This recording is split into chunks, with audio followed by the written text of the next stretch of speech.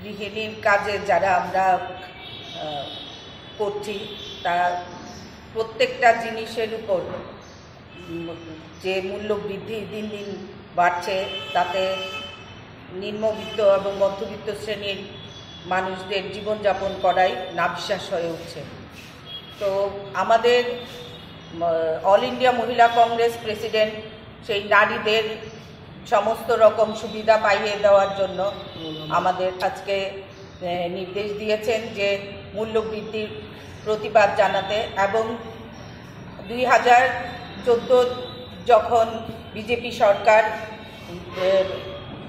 তাদের নেতৃত্বে সরকার প্রতিষ্ঠিত করে, যখন গ্যাসের সিলিন্ডারের দাম 400 টাকা ছিল, তখন আমাদের স্মৃতি ইরানি, যিনি এই গ্যাসের সিলিন্ডারের নিয়ে আমাদের সংসদ ভবনে হাজির হয়েছিলেন। আজকে যেখানে 950, কোথাও 1200 টাকা পর্যন্ত আমাদের দিতে হচ্ছে, সেই জায়গায় মহিলা মোর্চার তারা কোনো ব্যাপারেই এটা নিয়ে মুখ খুলছে না।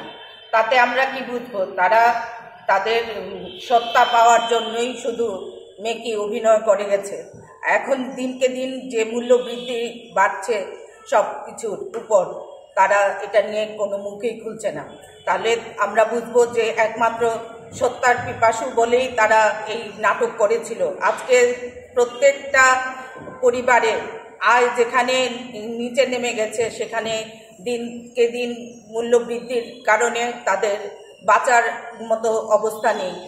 প্রত্যেক জায়গায় অরাজক অবস্থা সৃষ্টি করেছে এই বিজেপি সরকার। তাদের বিরুদ্ধে সোচ্চার হতেই আমরা আজকে মূল্যবৃদ্ধির নিয়ে কথা বলতে